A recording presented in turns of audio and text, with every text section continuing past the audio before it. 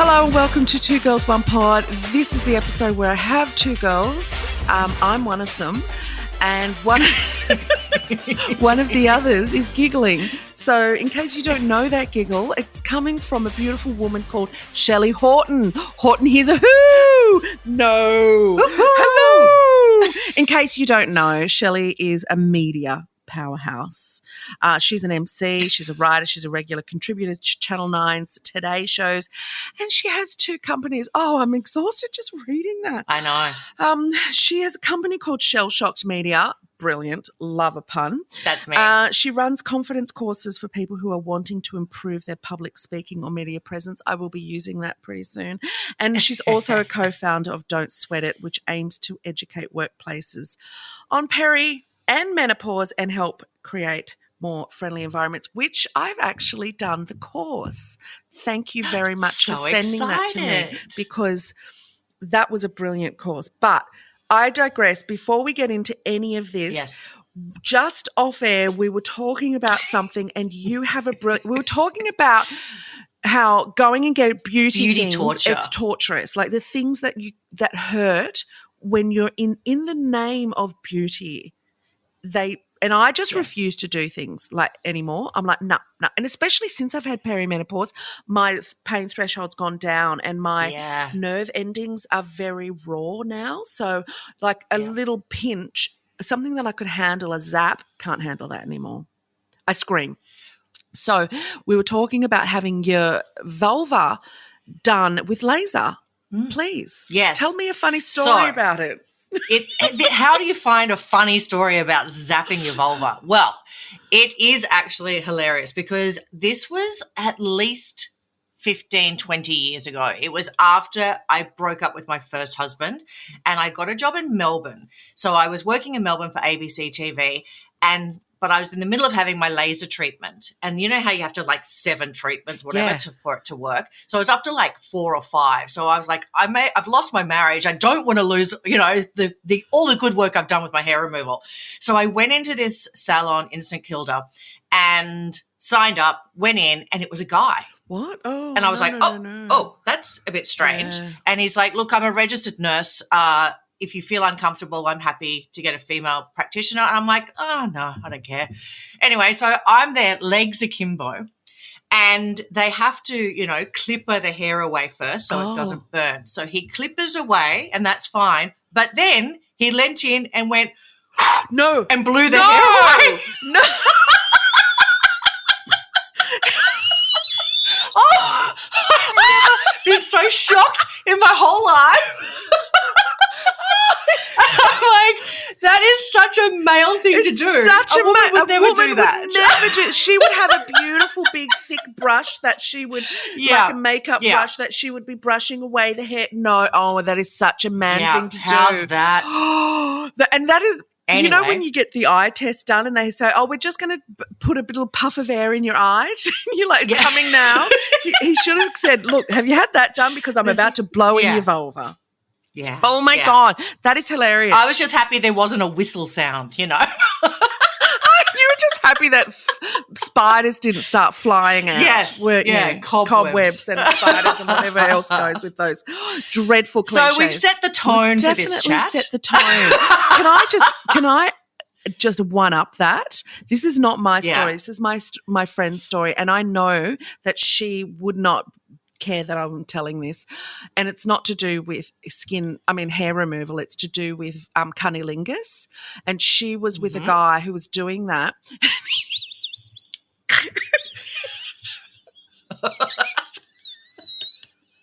He burped and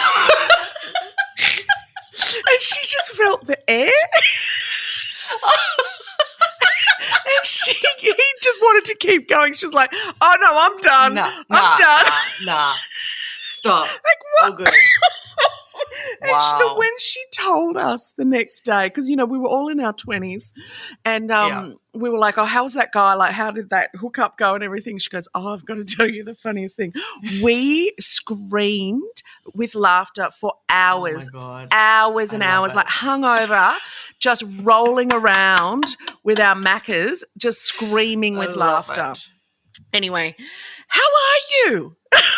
I'm super well, honey. Like, I am just, if this is the start of our chat, I am terrified of what we're going to get into.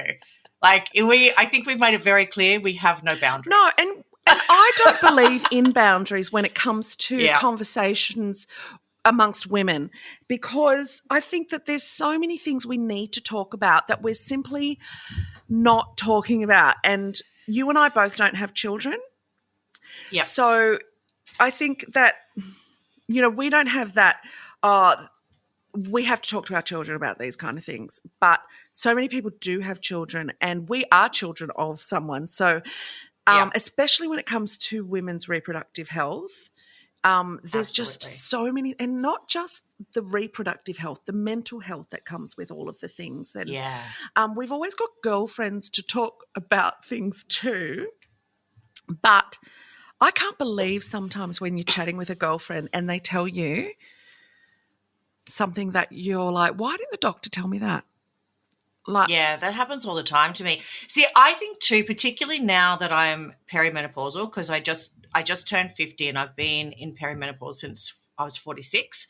I have so many friends who are like 10 years younger than me, because I'm not friends with the people I went to school with, because I grew up in country Queensland in a town called Kingaroy. So I moved away to go to uni and then for my career. So it's actually quite common that you don't have friends that are your exact age. So therefore, I had not had anyone even say the word perimenopause. Yeah, never even so heard of when it. I started getting all the symptoms, I just thought it was me. Yeah, me too. And that I was failing and that I was having mental health issues. And I just feel like this is why I get so passionate about our company, Don't Sweat It, is workplaces actually are where we need to learn about it now. Because I'm sorry, but your GP is not going to sit down in the 7 minutes they assign to you to talk things through. So we need workplaces to step up, particularly when it comes to this sort of age group. But yeah, I was getting anxiety and depression, and I'd never had mental health issues before in my life. I was very lucky that it just hadn't been hit with a mental health stick. So that was really shocking for me. Yeah. Then I had terrible periods. Then I had hot flushes, and all of these things I was like, well, it's 2020, it's a pandemic, I'm eating my feelings. Therefore, all of those symptoms kind of make sense.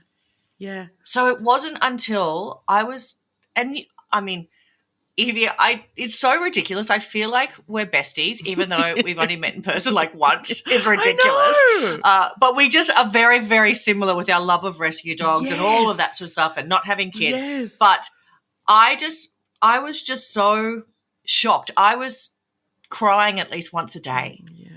And I'm not a crier. No. I mean, unless it's a rescue dog story. Yeah, you know. or a good Kleenex ad. Yeah.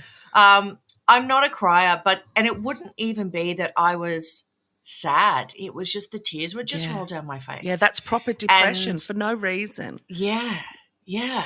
And so it was only when I started not wanting to go to work and wanting to have like days in bed instead that my husband was the one, Darren, bless him, Earth Angel. Yeah. He was like, I think you need to talk to someone about the chemicals in your brain. Mm. And I was like, I love the way he put that. So it wasn't me. No. It wasn't me failing. Yeah. He's like, it's the chemicals in your brain. But here's the thing. I went to a GP and she's did some blood tests, and then she's like, oh, maybe we need to do an internal ultrasound in case you have cervical cancer.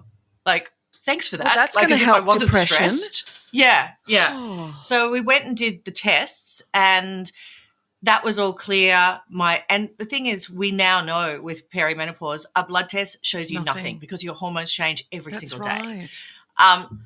So she said to me, it must be stress. So, maybe relax a bit, meditate, take up a hobby. And I've never wanted to punch someone in the throat as much as at that moment. But that delayed me getting any help. So I then went home and again blamed myself. And it was 9 months before basically Darren said, look, I think you should see Dr. Ginny, because Dr. Ginny's my business partner and my friend. So I'm like, I don't want her seeing my vajayjay. It's kind of a rule. Like, I don't want her doing my pap test. But she is an expert in menopause. Yeah. And so luckily Darren came with me to the appointment with Dr. Ginny. And that was amazing because I cried the entire appointment. I could barely get words out. And so he was able to explain to her, you know, what he knew what was going on.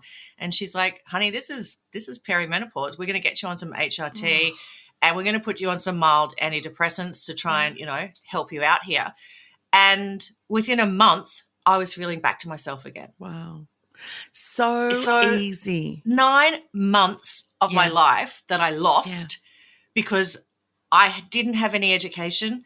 I had no one talking. My own mother didn't talk to me about that's what I was going to ask you. Your mum never. Yeah, no. So many. So mum is very much. Was it? No, you don't discuss it. You just put up with it. And now I've gone and campaigned at Parliament about, you know, increasing the awareness around menopause. So now Mum and I are having amazing conversations. And it's actually been a really nice bonding moment because she was a school teacher, a primary school teacher, and she had such bad perimenopause. She was teaching grades 2 and 3. And you know those molded plastic chairs that, you know, that you have in every school? Well, she was sitting on one of those chairs teaching and talking to the class, and she flooded and filled the chair with blood. Oh, my God. Yeah, easy. So she rang the school office, and it was actually, she was hoping for the secretary, but she got the male principal who was quite a bit older, and but there was nothing. She just said, medical emergency, you have to come down.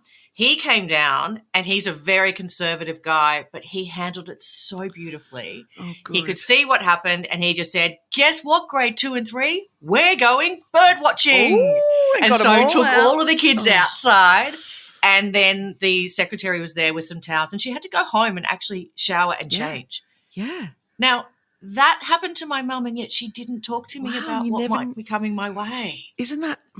It's just a shame and that's what we're changing. We're changing that. Yes. And if you're listening and you haven't had that conversation with your mum and you still can, please do. But have that conversation with not only your daughter, your son as well. Understand, because there was a man that came in and helped in that situation, and he did fine. He was fine. We are people, and we know how to help each other. So understand that these kind of things are going to happen to pretty much every, not only woman, but AFAB as well. So there are people with uteruses who this is going to happen to, and actually understanding what it is and the symptoms of it. And that's what Don't Sweat It really helps with. Like when I did the course, it was so instructive, and you can't go to the next level until you've completed that level that you're on in it. Yeah. And it's such a great way, because if you get things wrong, you go and you get the answer right. You go and so you get it right every time. It's not just it's not boring either. It's not just that. I know. Dr. Ginny and I are certainly not your regular workplace trainers. No, we bring a bit of pizzazz to Perry. Exactly. And I was only just reading this morning an article. Did you see the article in the New Daily today from, I can't remember who wrote it, Anna someone, but she was saying how a 2023 study of menopause treatment in Australia by Davis and McGrath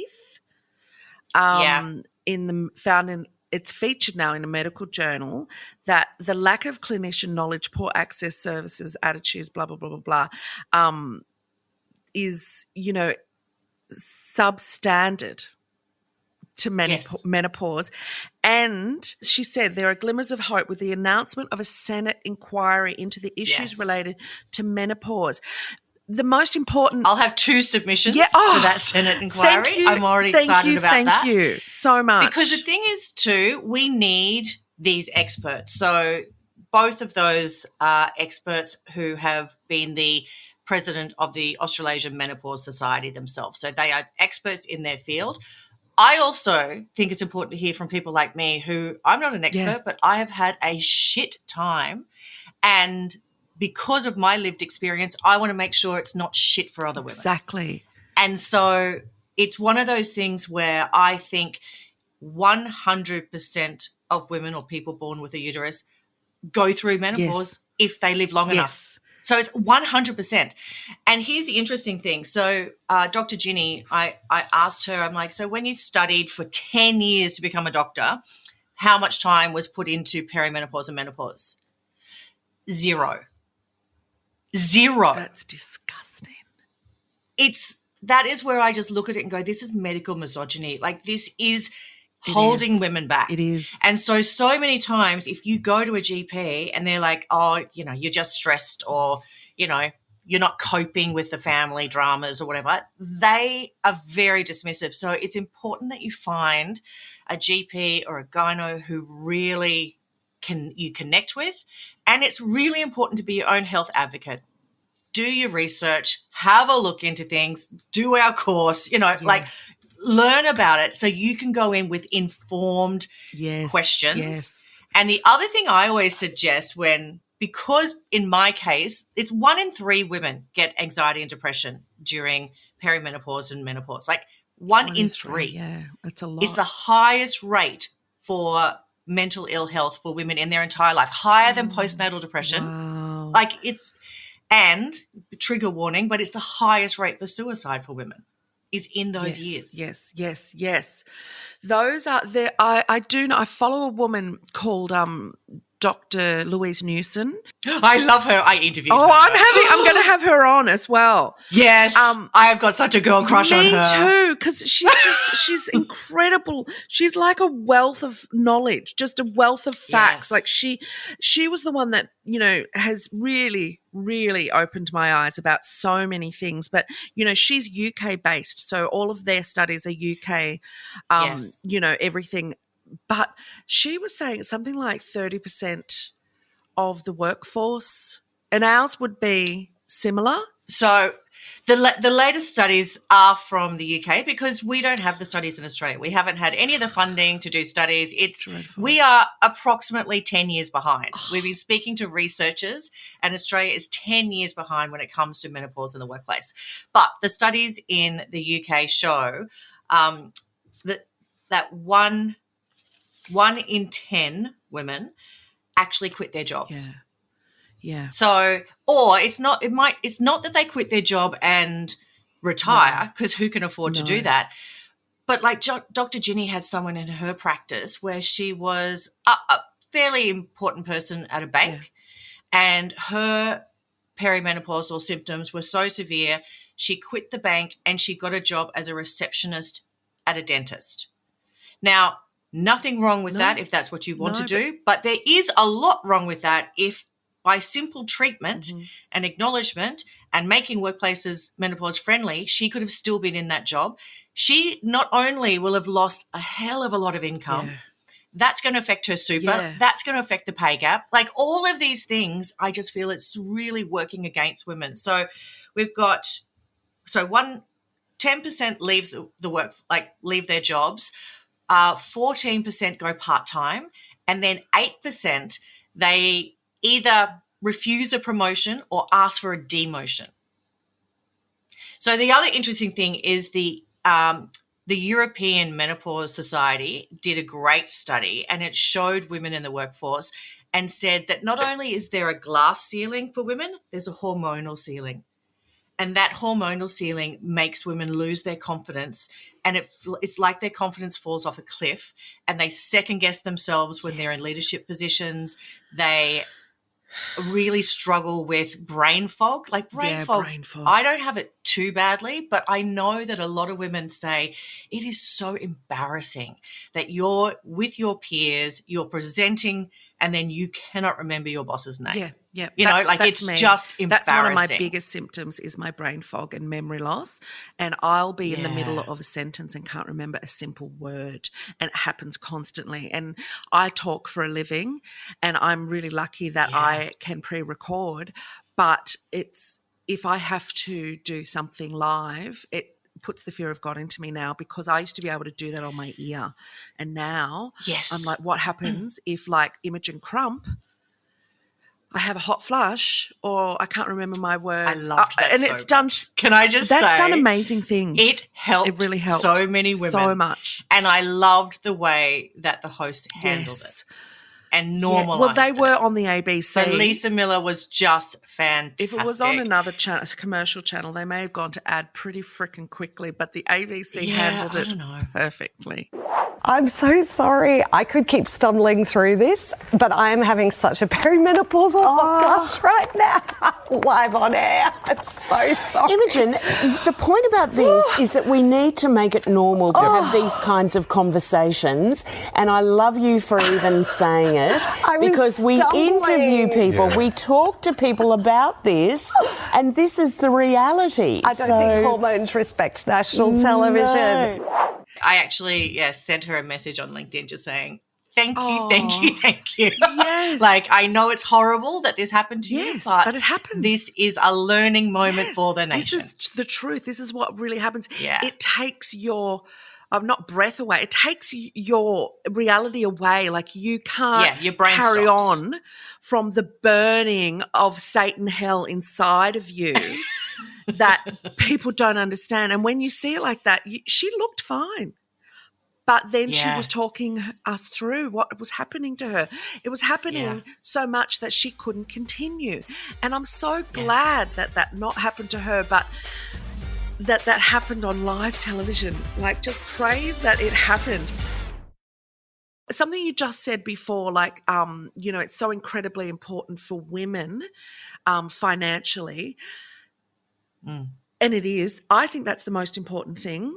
The second most important thing is how important it is financially for our economy to keep women in their jobs. The amount of money that is lost globally because of us leaving our workplaces. Like, you were just saying that there was a CEO who went into a receptionist role. There are people who are asking for demotions or not taking promotions or quitting their jobs. Now, this happens. Our menopause generally happens at a time when we are going into our next level of workplace professional expertise. Like, we are really at the top of our game, and this fucking kneecaps us. Like, we're out, and this is the reality. Women are leaving.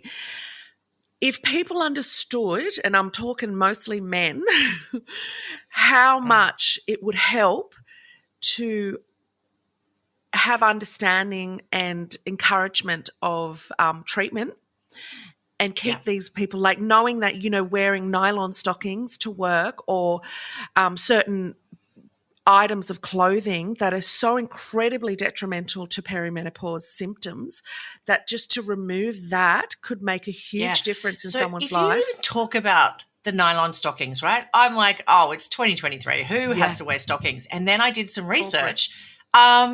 We are talking about waitresses. We're talking about housekeeping staff in hotels. We're talking about our military, police force, airline hosties. Like, there's actually a lot of professions that they are still required to wear stockings. And I'm just like, I cannot believe that this even exists. A lot of them say, like, if there is in a law firm, they want you're more polished if you have stockings on. I'm sorry, deal with some bare legs. Yes. Or wear some pants. Let them wear pants. Yes. Absolutely. And let them wear comfortable shoes. It is actually one of those things where you go, we are working against the tide in so many ways that you don't even realize it until you're in it and fighting for your next breath. Yes. Like, it's just, it's incredible. And when you talk about it, is it like fiscally? Is that the term? Like, when you talk about something fiscally, unfortunately, that's when it starts to matter. The turnover costs that Australian organisations lose is something like $10 billion annually. Like, that's huge. So if it matters to us as an economy, especially the government, who loves an economy, Jim Chalmers, you love the economy. Get onto this and make sure that women. Guess what? This is actually a great way to step it up and fix it. I know. And to me, it's also such what I consider a very simple fix. Yes. So it is about education. Education is number one.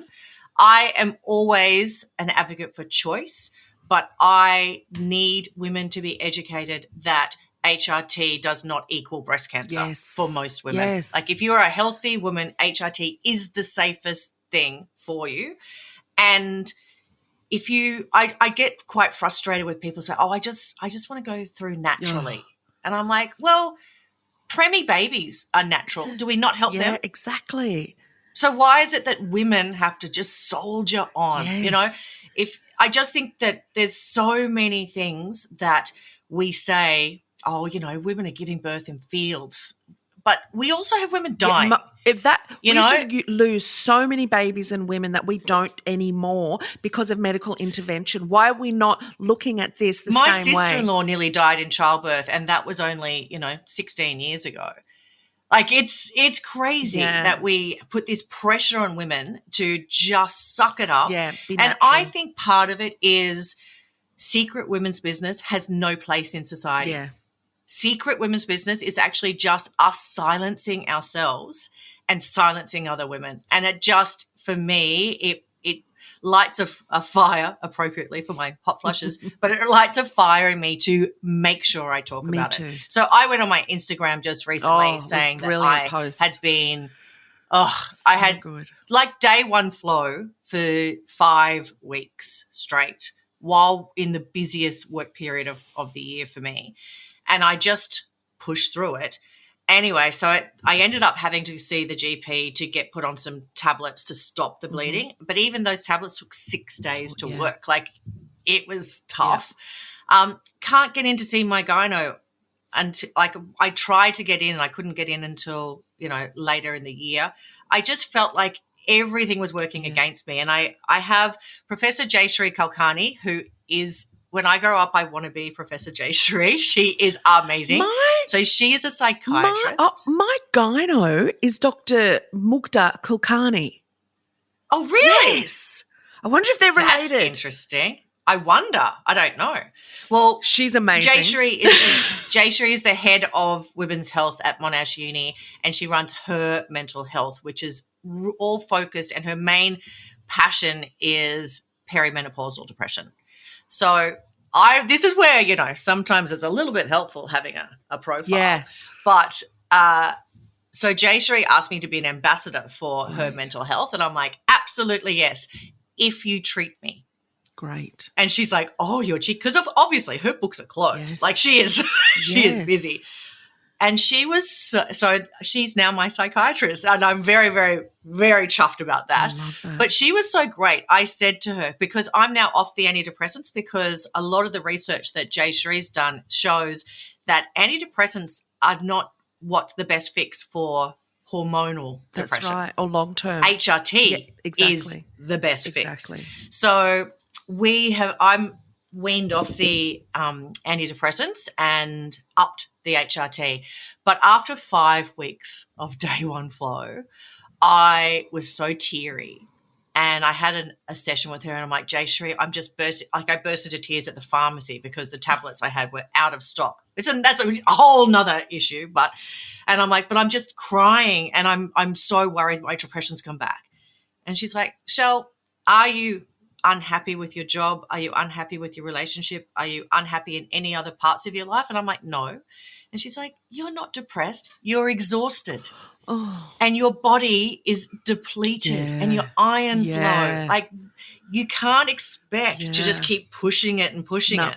So, so now I'm getting in to see my gynecologist. I think I've only got another 2 or 3 weeks to wait, but it looks like my path will be a hysterectomy. Okay. Yep. And I have a lot of big feelings about that, and I fought against it, and I felt teary, and I didn't. And she said to me, a lot of women really don't want a hysterectomy because they feel that that's connected to their femininity. And I'm like, I don't feel that. And a lot of women fight against a hysterectomy because that's where they had their babies and they're no longer fertile. I'm like, You know, mate, I asked for a hysterectomy when I was 16. Like, I have never wanted kids. I've always had terrible periods. And I said to her, my biggest thing is it's major abdominal surgery and it's 6 weeks off work. Yeah. And she's like, you know what, Shell, you just need to plan it because you can write your 9 honey stories ahead of time. True. You can, and she said, these days, no one has 6 weeks of bed rest. They get you up walking the next day. True.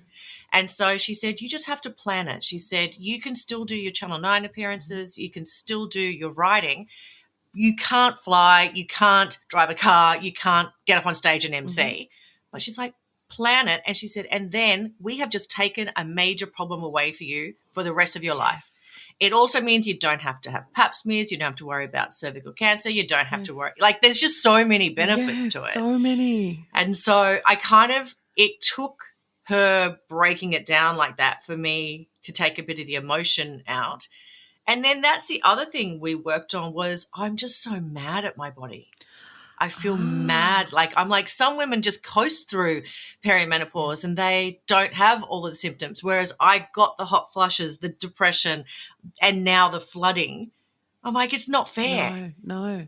And she's like, it's okay to feel like that and it's okay to have a cry, but you also are very lucky that you have a solution. You can have a hysterectomy. There are people who've got incurable cancer. Right. They don't have a solution. Right. So get a bit of perspective on this. Which and you sometimes, would, but it's okay. Sometimes also. I need a bit of tough love. Yeah. But she's also very, very, she's so empathetic and kind, and she's just like, crying is seen as a weakness with women when in fact it's just a release. Exactly. And just let it out. You'll feel better. It creates some endorphins, and why not? That's right. And I've never thought of it that way. So, yeah, I love her. She's also very good friends with Louise News. Right. Well, they're like besties. So what does that say? Wow, I'm going to have her on the pod as well. Yes. Oh, she's brilliant. You'll love her. You know, I was just one of the latest TikToks I saw of Dr. Louise. She was looking at the insert of estrogel and estradot, which is the patches, and she was saying it says right here in the insert that all the risks that it could cause. She says there's actually no proof. The safest thing you can do, she said it used to be like that when you would take it orally, but now we're taking it topically. It's taken all of that away. So there's no proof that it causes any of the things. They haven't. That's illegal, Shell. That should not be allowed on the insert of a fucking medication that is going to put the fear into so many women to not take it. My GP just said to me yesterday, "Have you had your mammogram yet?" And I'm like, "No, I've got the stuff. I've got the link. I'm going to book in." He goes, "Oh, well, because you're on HRT now." And I went, "Hey, no, it's the best thing I can do." Like that. Oh, you've all got to learn. It's frustrating. More.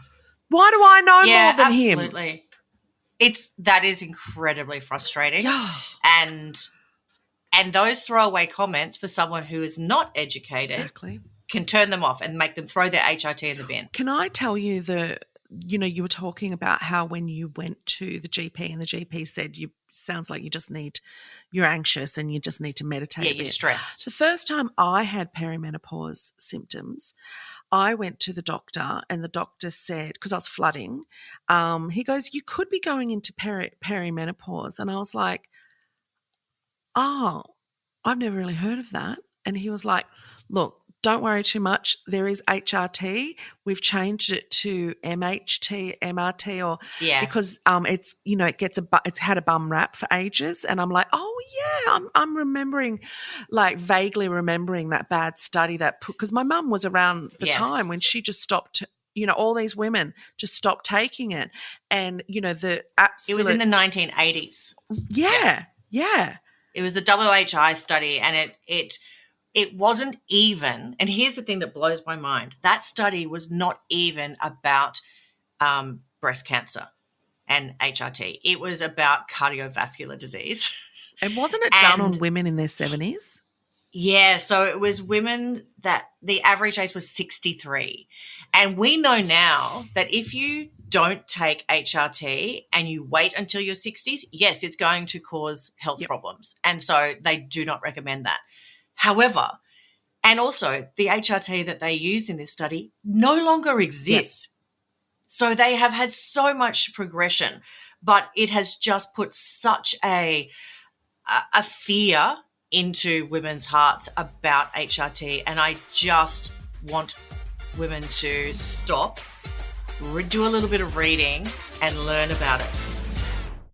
My biggest advice with, particularly when you've got multiple symptoms, is keep a symptom diary. Yeah, that's a great because idea. That is great information to give your GP or gynecologist so they can see how cyclical it is, how severe it is.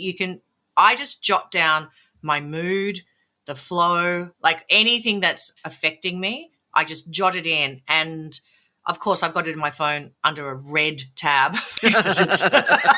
But I've just had so many health professionals just say how helpful that is, because it's hard. You go in there and go, oh, yeah, I've been bleeding for ages. I don't know what. Yeah. Whereas I can go in and say, I've had spotting for 89 days. Yes, good. And then we'll talk about that. And then I'm like, I've had day one flow with clots and having to use multiple tampons a day and period undies, which I loved your pod about period undies. I'm obsessed with them as well. Best. And honestly, I just think if you've got that, it's like you're compiling a case. It's like you're in Law and Order, you know? So you can say, you don't want me to go on HRT. Why, Your Honour? Yes, because here's the evidence, Your Honour. Yeah. Evidence number AA or something. I rest my uterus. Yes.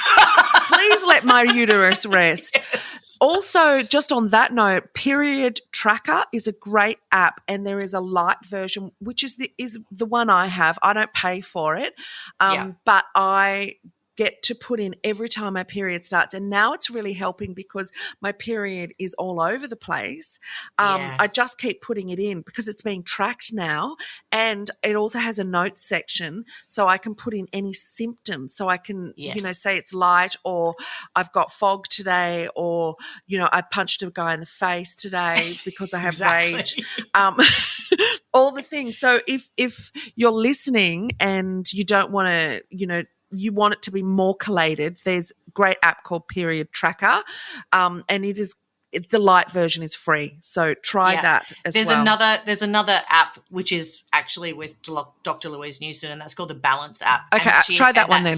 She's got a free one as well. Okay, great. And that's the same thing, and you can put it in and monitor your symptoms, and then it's just it just helps you get the help you need.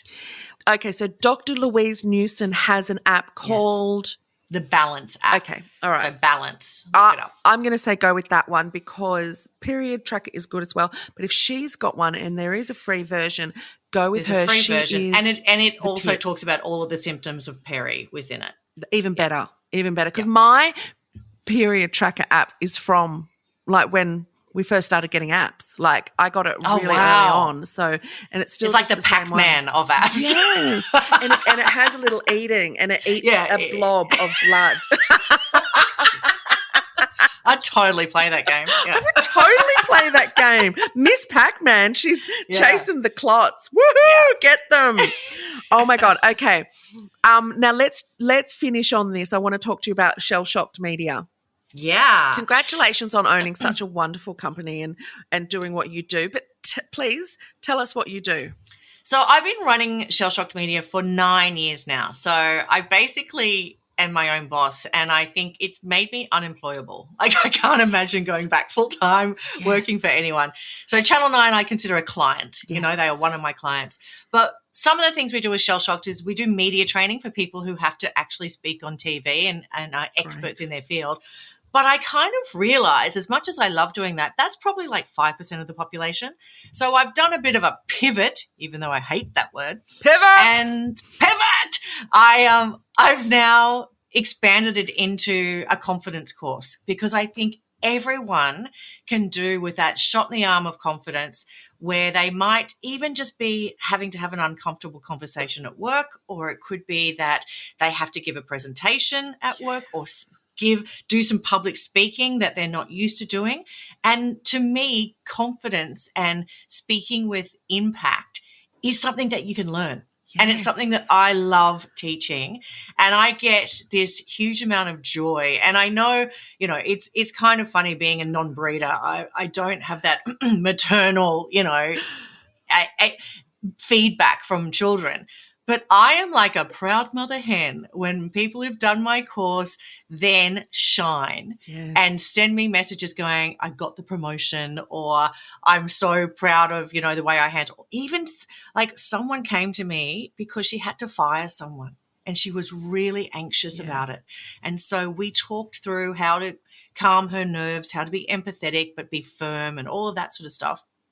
And she said, okay, this is a really weird thing today, but the firing went really well, and the guy I had to fire took it really well and thanked me for the way I handled it. So there's just so many different ways that confidence can help. And so next year is going to be where I focus. And I've had a grain of an idea. I haven't developed it yet, but I'm thinking about creating something called the Confidence Club, where people can come together and support each other and just lift each other up when you're feeling like you've got a bit of imposter syndrome, or you're not feeling at your best, but you need to perform. So I haven't actually developed that yet. So that's a great seed. Let's just say, to be confirmed. Oh, I love that. And it's basically an expansion of my confidence course. Well, and I'm really glad that you do something like that, because it's so incredibly important, because there are people who simply don't have that confidence in so many aspects of their professional life and personal life. And you would be such a great person to get that knowledge from, because you're like a ray of sunshine and you're so encouraging and supportive and nurturing in that. I really love it. The fact that you've just said that you've got, your clients are like your babies, your children, and you see them, blossom and thrive. Yes. That's exactly the kind of person that should be doing exactly what you're doing. So thank you so much for doing that. And I'm really hoping that people listening, if that's something that you need, please employ Shelly and her services. Or you might know someone that needs this, or you might know, a teenager that needs this kind of thing. Yes. I remember as a teenager, I had my parents' friends came to visit me. I had dreadful depression, and they came because that's what they did for jobs. Like they were kind of like Toastmasters, Yes, people. yep. And they just came, and I thought they were just visiting us, as they do. But they sat with me and we just talked for about 4 hours, and they gave me all of this amazing advice, and I've never forgotten it, ever. At the time, not knowing what they were doing. We were just having conversation, but what they were doing in hindsight was giving me a free, and drawing you out of your shell. And it just, and they gave me books, and they gave me things and I've never forgotten ever all of the sage advice that they gave me and the encouragement. It's amazing how needed this is in the world. It is, and it's one of those things. So I started my career with ABC Radio in Melbourne, and I was a crime reporter. Oh, I loved that. I know. I was like, before CSI was popular, I was out there on murder hunts. Yes. I've seen 7 dead bodies, and I loved it. Yes. I know. My mum thinks I need therapy. I'm like, nah. I felt like Nancy Drew. I felt like I could solve every crime. Can I ask you something about that then? I've heard that in Melbourne, especially the Docklands area, there's a huge amount of dead people in the concrete cylinders, cement of those buildings. Do you think that's true? Man, if you want to get into crime, Melbourne is the place to be. Yeah, we are the underlords up down here. Aren't we? Yeah, I know, and it is seriously fascinating. Can I tell you also, I used to work at Channel 7 at Docklands, and I have never, ever felt bad energy like I have every time I stepped out of that building and went anywhere in Docklands. There's an energy there. that is not it's good. It's the ghosts. Yeah, it's the dead people in Wow. cement columns that you'll never find ever again. So the reason I was saying I work at ABC, yes, I know, please. I digress, is so when I teach people, I'm very gentle and empathetic and kind. When I was learning at ABC Radio, because they had back then, because it was like 1994, because I'm a million years old, ABC was so well funded. We had an hour of voice training every week. Oh my God. So it was incredible. But it was taken by these old ladies. And I've got to say, I was like 19. And so they maybe were in their 40s, but I thought they were about 80. Yeah. And we would have to read bulletins and they would sit beside you. And if you paused in the wrong spot or mispronounced a word or ended with an upwards inflection instead of a downwards inflection, they got a 1 meter ruler and slammed it on the desk. Oh my God. I was just thinking, terrifying. I wonder if they have a ruler. I thought they were going to hit you, but no, that's they didn't hit awful. me. It was awful. And I would leave these voice lessons in tears. However, the lessons that they taught me about controlling my nerves, calming myself down, how your body helps you with your confidence and speaking clearly, how to use the muscles in your face, like really getting into the nitty gritty. I think that's more valuable than my journalism degree.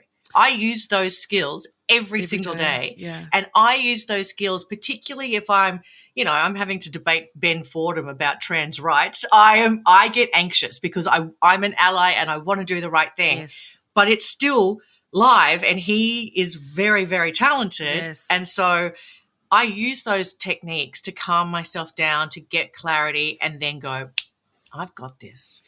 But And that's that's what I teach people. Those women, had they done it in a supportive, gentle kind of way, you still would have got it.